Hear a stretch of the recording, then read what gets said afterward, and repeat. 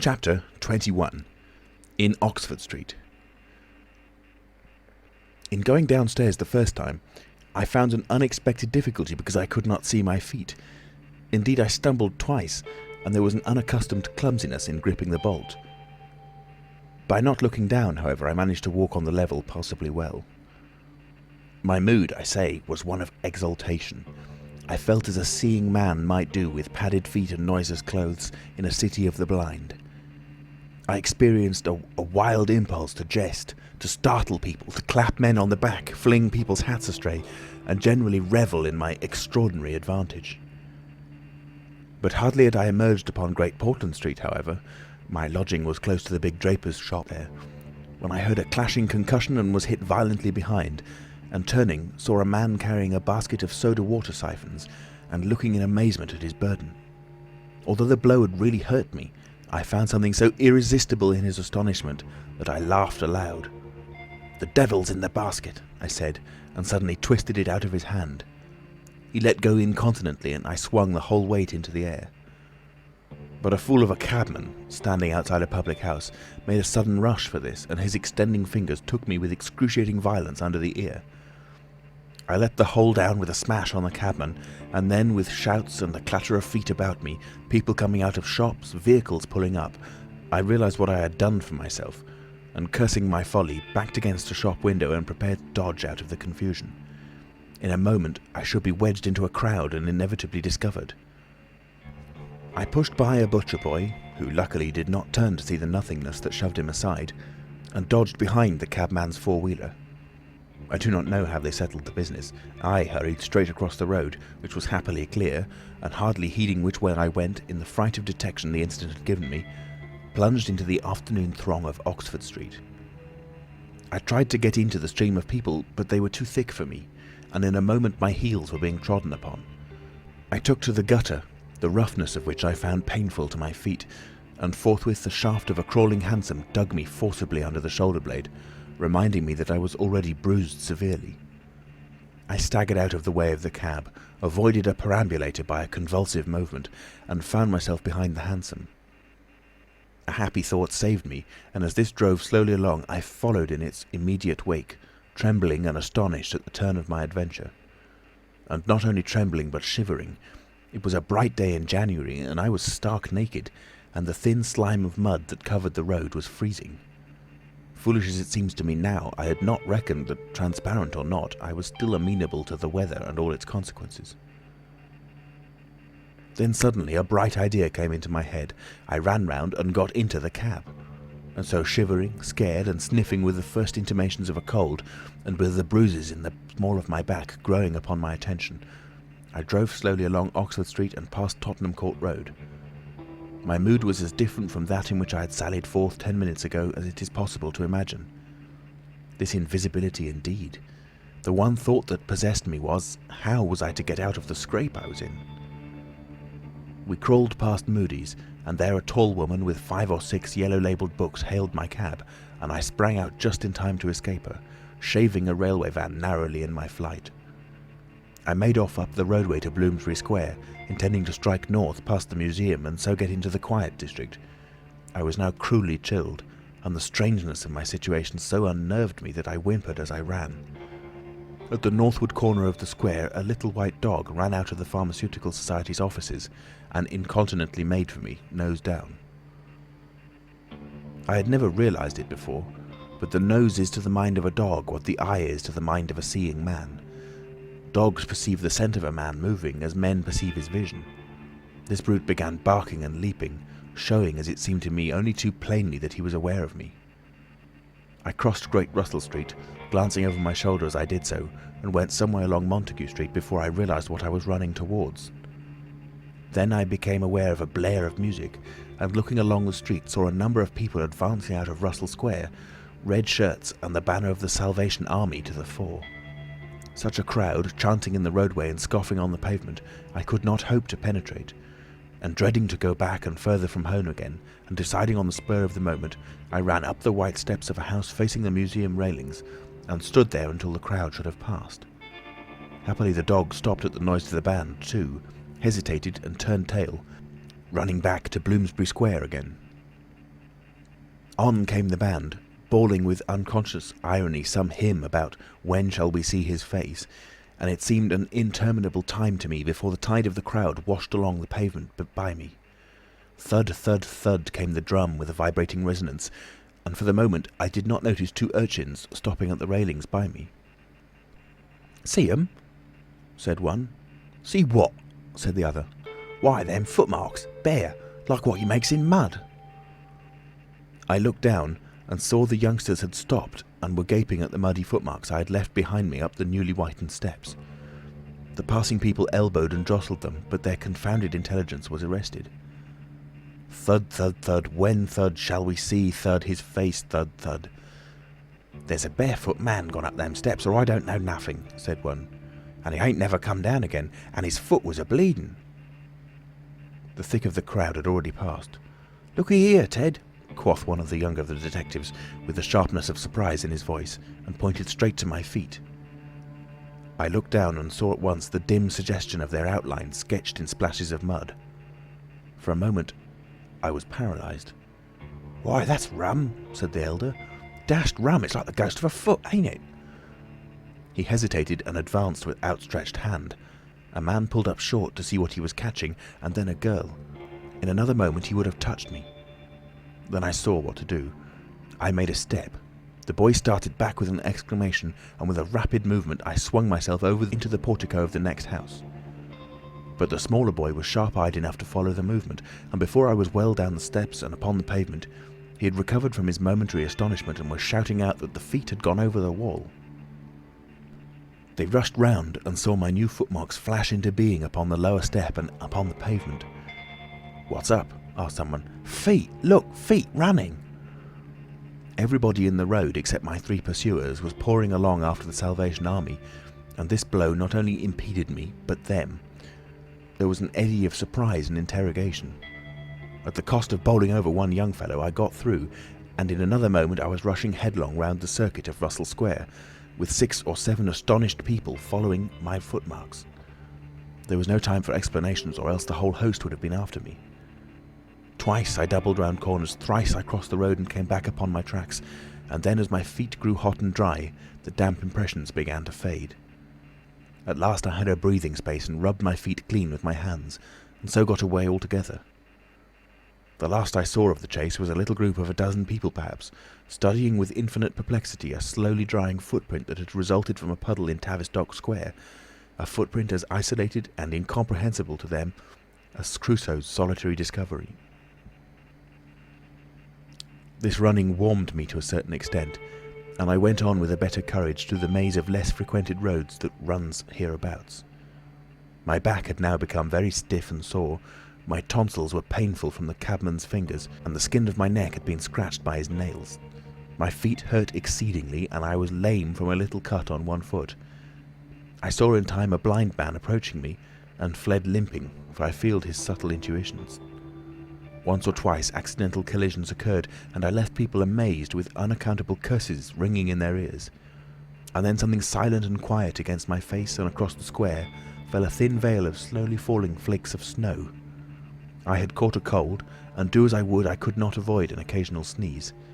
And every dog that came in sight with its pointed nose and curious sniffing was a terror to me. Then came men and boys running, first one and then others, and shouting as they ran. It was a fire. They ran in the direction of my lodging, and looking back down a street I saw a mass of black smoke streaming up above roofs and telephone wires. It was my lodging burning. My clothes, my apparatus, all my resources indeed except my cheque-book and the 3 volumes of memoranda that awaited me in Great Portland Street, were there. Burning. I had burnt my boats, if ever a man did. The place was blazing. The Invisible Man paused and thought. Kemp glanced nervously out of the window. "Yes?" he said. "Go on." Chapter 22. In the Emporium. So, last January, with the beginning of a snowstorm in the air about me, and if it settled on me it would betray me, weary, cold, painful, inexpressibly wretched, and still but half convinced of my invisible quality, I began this new life to which I am committed. I had no refuge, no appliances, no human being in the world in whom I could confide. To have told my secret would have given me away, made a mere show and rarity of me. Nevertheless, I was half-minded to accost some passer-by and throw myself upon his mercy. But I knew too clearly the terror and brutal cruelty my advances would evoke. I made no plans in the street. My sole object was to get shelter from the snow, to get myself covered and warm. Then I might hope to plan. But even to me, an invisible man, the rows of London houses stood latched, barred and bolted impregnably.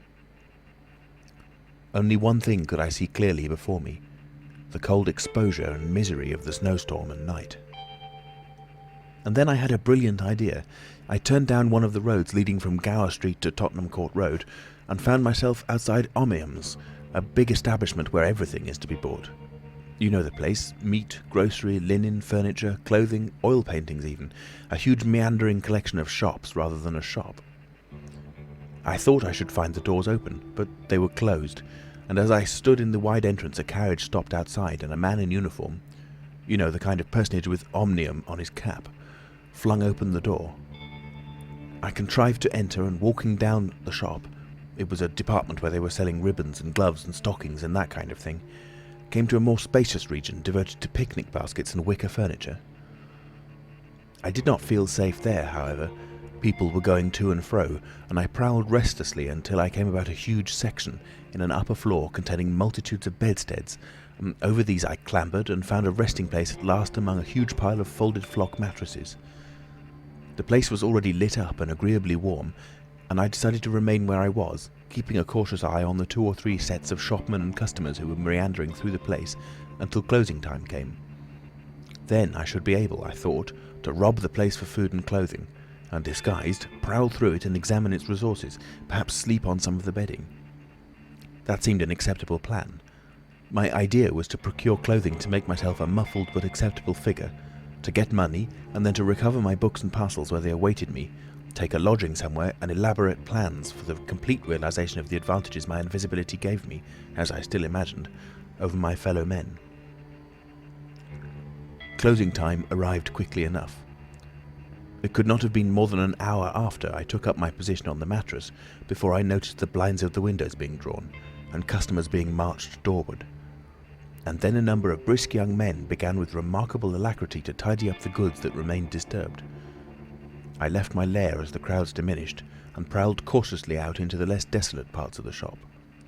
I was really surprised to observe how rapidly the young men and women whipped away the goods displayed for sale during the day.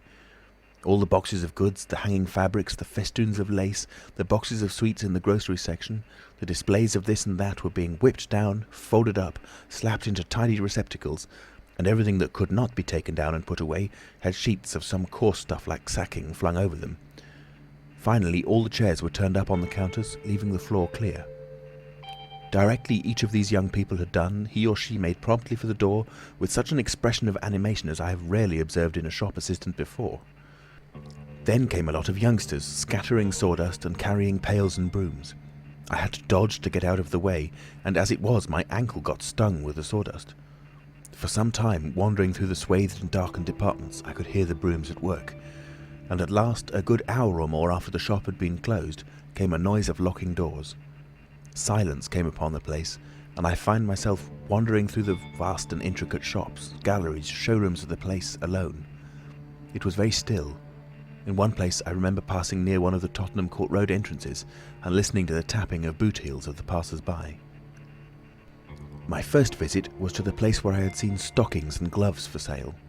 It was dark, and I had the devil of a hunt after matches, which I found at last in the drawer of the little cash desk. Then I had to get a candle. I had to tear down wrappings and ransack a number of boxes and drawers, but at last I managed to turn out what I sought. The box label called them lamb's wool pants and lamb's wool vests, then socks, a thick comforter, and then I went to the clothing place and got trousers, a lounge jacket, an overcoat and a slouch hat, a clerical sort of hat with the brim turned down. I began to feel a human being again, and my next thought was food. Upstairs was a refreshment department, and there I got cold meat. There was coffee still in the urn, and I lit the gas and warmed it up again, and altogether I did not do badly. Afterwards, prowling through the place in search of blankets, I had to put up at last with a heap of down quilts. I came upon a grocery section with a lot of chocolate and candied fruits, more than was good for me indeed, and some white burgundy. And near that was a toy department, and I had a brilliant idea. I found some artificial noses, dummy noses, you know, and I thought of dark spectacles. But Omnium's had no optical department. My nose had been a difficulty indeed. I had thought of paint, but the discovery set my mind running on wigs and masks and the like. Finally, I went to sleep in a heap of down quilts, very warm and comfortable. My last thoughts before sleeping were the most agreeable I had had since the change. I was in a state of physical serenity, and that was reflected in my mind. I thought that I should be able to slip out unobserved in the morning with my clothes upon me, muffling my face with a white wrapper I had taken, purchased with the money I had taken, spectacles and so forth, and so complete my disguise. I lapsed into disorderly dreams of all the fantastic things that had happened during the last few days. I saw the ugly little Jew of a landlord vociferating in his rooms. I saw his 2 sons marvelling, and the wrinkled old woman's gnarled face as she asked for her cat. I experienced again the strange sensation of seeing the cloth disappear, and so I came round to the windy hillside and the sniffing old clergyman mumbling earth to earth, ashes to ashes, dust to dust at my father's open grave.